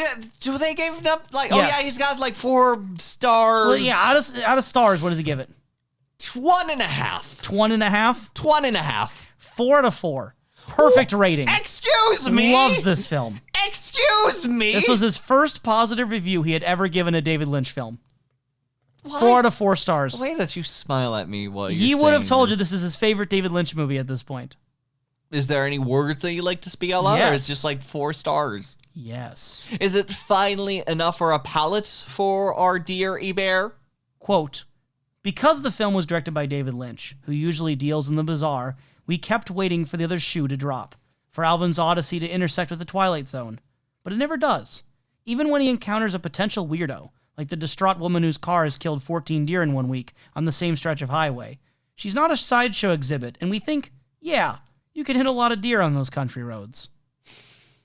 Continuing, quote, the cinematographer, Freddie Francis, who once made the vastness of Utah a backdrop for the Executioner's song, knows how to evoke a landscape without making it too comforting. There are fields of waving corn and grain here, and rivers of woods and little bed barns, but on the soundtrack, the wind whispering in the trees... He said the words. The wind whispering in the trees plays a sad and lonely song, not Laura Palmer specifically. And we are reminded not of the fields we drive past on our way to picnics, but on our way to funerals, on autumn days when the roads are empty. By the way, side note, I'm not really a big fan of the reviews where it's like we. I don't think he's referring to Siskel. I think he's just saying like we, the universal we. And it's like we are reminded of funerals when we look at the fields of this movie. I wasn't. Am I not part of the Wii Club, I Roger? guess you're not part of the Wii Club. Come on, Raj. So yeah, Roger Ebert, 4 out of 4 stars. Any particular thoughts that this was like the Lynch movie that he really, really liked? 4 out of 4. Yeah. Perfect rating. Perfect rating. Yeah. It's a perfect movie. This is a perfect movie. For him. I think that, from what I'm understanding from the words, if those are the only words we're really giving No, there's forward, more of a review. there's I more. just took a couple key quotes. It seems like for the quotes that you've already given from the key quotes, if you will, seems to be heavily emphasized almost in the aesthetic of the film. He has no negatives to say about the film whatsoever. I think he praised the performances, the cinematography, the music, maybe some of the directing choices. Okay. I don't know if the story was a big thing for him. I read the review. I just don't remember him necessarily. Nothing he said was like, I'm going to quote that in the podcast type of material, I I'm guess. glad he got everything that he would want out of this film. What's more to say? What's more to say? Well, I'm going to tell you that this film was nominated for the Palme d'Or at the 1999 Cannes Film Festival. Whoa. Neat. Yeah. It didn't win like Wild at Heart did, but it was nominated. It was nominated. Richard Farnsworth earned an Academy Award nomination for Best Actor for his portrayal of Alvin Strait, and for 20 years, he held the record for the oldest person, at age 79, to be nominated for Best Actor award, until Oscar, specifically, until 2021, just this last year, when Anthony Hopkins was nominated at the age of 83 for his role in the film The Father. Good movie, by the way. I've seen it. I'm telling you, I think it's a good movie. Neat. I did not say Professor thinks it's bad. I don't have anything to say. I think it's pretty good. It's cool. Pretty good movie. Pretty cool. So that's the straight story. That is the straight story. That's the movie. We told it to you straight. I got 3 wonderful and strange questions of the week for you. Are you sure you don't want to say anything for the next hour or anything like that? Why? What are we doing for time right now? Right now, about an hour and 40 minutes. That's nice. That's smooth. That's smooth. Smooth Peter Pan peanut butter. Slather that on. No, I'm good. We good, fam. We good. All right. So with these questions of the week, what do you got for me? What can I tell you? Number 1, how has the straight story shaped your understanding of David Lynch as an artist? And you're not allowed to say not at all, because this is enough of an anomaly that it has to have taught you something about him. Would it? Yes. As far as I'm concerned, it still is an overall tale told about a person with a live action sort of appeal, a true life story. He's done this before in the past, and he's just doing it in a respect that may be a little bit different from his norms, but it really hasn't changed that much. This has not informed your views of David Lynch in any new way. Not really. Nothing's changed. Not really. That's incredible. We've worked through like ideas of him like working through like smaller areas, going for a small town feel in the past. We've gone through areas in which he's been involved with actors personally before. As far as this goes, I'm getting the least amount of history with David Lynch individually in this film, and this story is overall a comfortable film. I don't think that it does anything to push any bounds left or right, and it doesn't really push me in any direction beyond comfort. To me, that's the standout thing, is the fact that he can do that. David Lynch is the kind of guy who is able to make a G-rated normal family film. Then it's not his bread and butter. Yeah. But it is something he can do. Okay, and if that's something that can give you a different sound that comes out of your mouth than usual, in which it's becoming more higher in tone, very well. For me, I guess it's not so much. What I would say is that, when you look at all this David Lynch content that's consistently so dark, so weird, so dreamy, so surreal, to know that David Lynch is someone who not only can make a G-rated family film, but he was so moved by the story that we saw that he wanted to be the one to make this film, even though it was against his entire repertoire of filmmaking, right? It says that there is a part of him who just vibes with this sort of simple, good story. He is not always dark, dreary, depressing Lynch. There is this element of him that resonated with this particular movie, and there's no, strings attached to that. I think that's very interesting. I think there's been moments in films in the past for him, and I think that David Lynch is a talented enough filmmaker. I have no doubts onto these ends, and I think that especially whenever it's being led by a lot of other people in the writing department and so on, that, it most certainly is still possible. Well, who knows? Maybe if David Lynch did have more writing inside of this, maybe it might have been a bit different, if you will. But regardless, no, I think he made a good film. You did it, Lynch. This slides nicely to my second question. Does this movie feel like a David Lynch movie to you? It feels like an overall movie David Lynch had made. Yes, not in the extremities we've discussed before on him handling the writing and then pushed inside the directing. It's not him fully submerged in the pudding. What flavor is that pudding? Butterscotch. I don't know. Yes. But this one's vanilla, but regardless, we still get dapplings, if you will. Dapplings? It's like a spice, if you will. A dappling. Of Lynch that is found throughout the film that's more so feels like Lynch, that you and I have both said before have felt like Lynch. It's just not heavy into that Lynch film, probably for obvious reasons. But I don't think that discounts it as a David Lynch film. But then again, I don't look into film very similar to others, if you will, by an overall director's mark. I think that I do sometimes chase certain directors, if you will, because I've liked their work in the past, but nothing in which I'm pushing or looking out for that. I just look for what these individual films do for themselves for the most part. To me, it's akin if Alfred Hitchcock randomly made a Western in the middle of his career. It's just one of those things that when you think of, Alfred Hitchcock, you think of a certain type of movie. You think of David Lynch, think of a certain type of movie. There are certain directors who cement themselves with an identity in the public consciousness, or within at least film culture, that Lynch kind of is one of those people who, like I said before, the term Lynchian gets thrown around a lot. So it is, to me at least, anecdotally interesting to see a movie like this in the midst of all this ideas of what is and is not Lynchian. That this movie is also by literal definitions Lynchian. It was made by the guy, but this is not a movie that typically people would describe as Lynchian. This movie is at odds, I think, with the public conception of what David Lynch does. Third question, last one, promise. What do you think an R-rated version of The Straight Story would look like? If David Lynch had gone and made this dark and full-blown Lynch is going to be getting an NC-17, he had to barely skirt around the rules, he makes the most gruesome, gritty R-rated Straight Story there ever was. This is going to be a boring answer, but we'd probably get more, moments where, say, for example, war as well as the present might intersect, if you will. There will be points in which he may have himself flashbacks into these instances, and we would probably have a more direct perspective into those things. I think that's the only main difference is. I mean, you have to change what really happened to fully immerse yourself in that. I could imagine, maybe the things we see along the travel are much more gruesome and much more dark. Maybe the people you run into are a much more shadier variety of people or are hurt by more extreme circumstances. He straight up runs into Nicolas Cage and Laura Dern from Wild at Heart. Their car is broken down. He talks about his snakeskin jacket represents my belief in individual liberty and personal freedom. And he's like, this is my tractor. And this is my lawnmower. God, it's a lawnmower, not a tractor. Still all the way to the end. You cannot tell the difference between a tractor and a lawnmower. They're very similar, They both move upon crop. Grass is a crop. Sure. Okay. Sure, keep digging. I'm going to crop myself out of the situation, actually. Okay, that's a fair answer, that it would just be more on the war side, possibly. I think the language, you could get some more spicy words.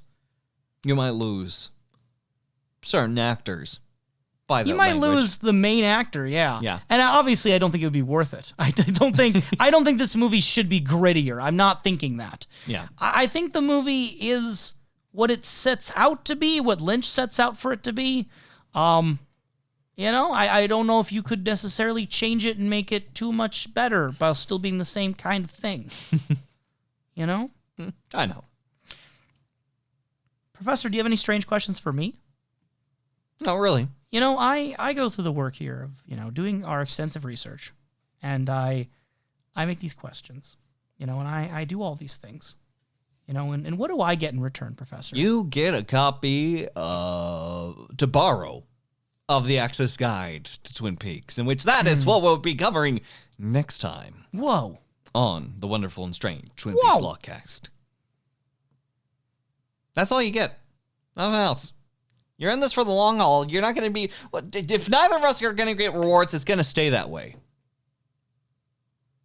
Just me and me forever together. Me. Good.